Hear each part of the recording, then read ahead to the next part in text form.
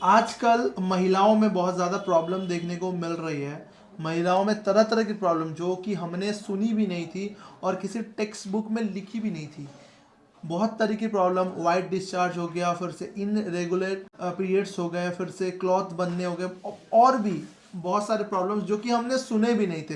तो आइए आज हम बात करने वाले हैं डाइटिशियन साक्षी मैम से, जो कि इंटरनेट में इस तरह की वीडियोस लाकर लोगों को अवेयर करती है और लोगों को एजुकेट करती है कि वो क्यों होते हैं और क्या है कारण। तो welcome to our channel ma'am. अभी बेसिकली क्या है, पहले का जो खान पान था वो बहुत अच्छा होता था। मतलब खान पान के साथ साथ घर का बना हुआ खाना होता था, और उसके साथ साथ ही जो है पेशेंट्स में हमने ये देखा होता था कि वर्कलोड बहुत होता था। लाइक अगर आप खा रहे हैं तो आप उसे डाइजेस्ट करने के लिए, आप जैसे आप घर के काम भी कर रहे हैं, आपको पानी भी बाहर से भर करके लेके आना है, तो आपके पास किसी तरह का कोई विकल्प नहीं है। आपको कहीं भी जाना है तो आपको पैदल ट्रैवल करना है। लाइक काफ़ी चीज़ें ऐसी होती थी। आजकल का जो लाइफस्टाइल हो गया है वो ये हो गया कि आपको बाहर के खाने की ज़्यादा क्रेविंग हो गई है, और बाहर का खाना भी आपको लेने नहीं जाना, वो भी आपको ऑन डोर जोमेटो स्विगी से मिलेगा।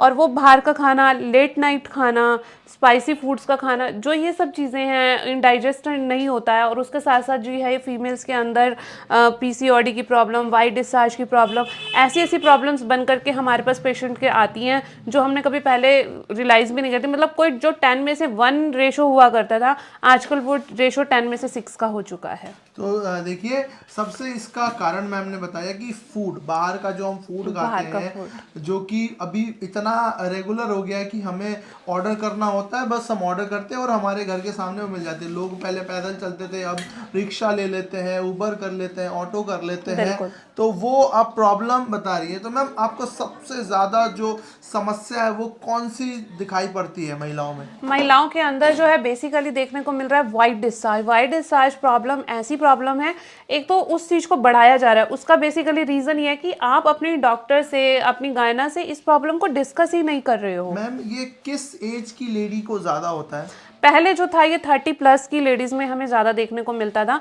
बट अब जो है ये छोटी छोटी बच्चियों में, 12 साल 15 साल की बच्चियों में भी ये प्रॉब्लम बहुत देखने हाँ, को। 12 साल और 15 साल के बच्चों जी में। बिल्कुल। तो मैम, इसका मतलब इसका कारण क्या है? 12 साल की बच्चियों को या फिर 15 साल की जो इनका हो लड़की गया है? आजकल, जैसे क्या है कि गर्ल्स और बॉयज़ में एक छोटा सा डिफरेंस होता है। वैसे तो कोई डिफरेंस नहीं होता है, बट गर्ल्स और बॉयज़ में आजकल के टाइम में जो देखा गया है कि गर्ल्स जो है अपनी स्टडी को लेकर के बहुत ज़्यादा वरीड होती हैं, उनको स्ट्रेस होता है, तो लेट नाइट तक पढ़ना उनको पड़ता है, जो छोटी छोटी बच्चियों में देखने को प्रॉब्लम मिल रही है।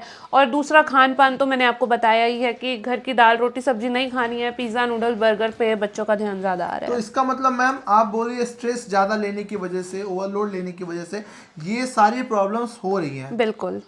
तो मतलब ये तो मैम, वो फिर करे क्या? क्योंकि वो स्टडी भी करना होता है, उनको पढ़ाई भी करनी होती है। देखिए इसके लिए क्या है, इसके लिए बेसिकली हम जो पेशेंट्स को अवेयर करते हैं लाइफस्टाइल्स और आपका ईटिंग हैबिट्स। लाइफस्टाइल के अंदर क्या होगा, आपको लेट नाइट खाना नहीं खाना है, आपको ज़्यादा स्ट्रेस नहीं लेना है, आपको नींद पूरी लेनी है, आपको वाटर इनटेक ज़्यादा से ज़्यादा लेना है, एज वेल एज आपको बाहर के मैदे का खाना है, मैदा जो है, स्पाइसी फूड्स हैं, उन सब चीज़ों को अवॉइड करना है। अगर आपको किसी भी तरह की किसी चीज़ की क्रेविंग होती है तो आपको जो है उस पे होममेड पे आना ही पड़ेगा, अच्छा, तो मैम, सूनर और लेटर आपको इस चीज़ पे आना ही आप पड़ेगा। बता रही है कि वो घर का खाना खाएं, बिल्कुल। बाहर का पैक्ड फूड ना खाएं या नहीं फिर खाएं, मसाले वाली जंक चीज़। फूड्स नहीं लेना हाँ, है। और स्टडी के ऊपर जो उनका जो प्रेशर पड़ रहा है वो। जो उसका प्रेशर है, देखिए ये तो एक लाइफस्टाइल डिसीज़ हो गई है, बट अगर आप अच्छा खाएंगे तो अच्छा रहेंगे, अगर कम स्ट्रेस लेंगे, आप कम बीमार पड़ेंगे, तो आप इन सब चीज़ों को जो है बहुत अच्छे से हील अप कर सकते हैं। मैम, सबका एक क्वेश्चन रहता है आजकल के टाइम में कि सबसे मतलब होता है ना कि एक हेल्दी जो इंसान है, क्योंकि सब अपने आप को हेल्दी समझते हैं जब तक वो बीमार नहीं पड़ते, तो उसको सबसे अच्छा जो फूड है वो क्या लेना चाहिए? एक मिडिल क्लास के पर्सपेक्टिव से भी बोलिए, जो मतलब कि इतना महंगा तो ना हो जाए जो वो खा ही ना पाए। मतलब ऐसा बिल्कुल। बताइए जो सुबह से लेके शाम तक वो खाए और एकदम तंदुरुस्त रहे।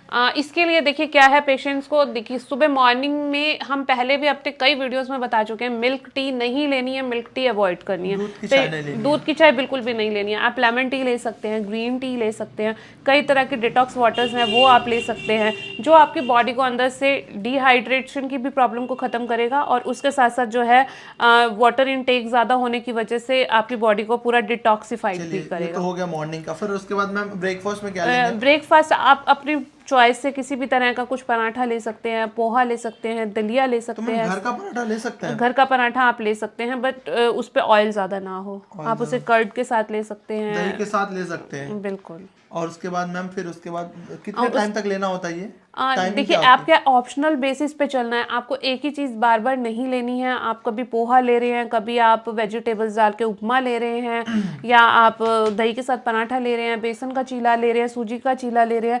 ऐसे बेस्ट ऑप्शंस जो आपको ब्रेकफास्ट में इजी अवेलेबल होते हैं, आप वो स्प्राउट्स भी ले सकते हैं।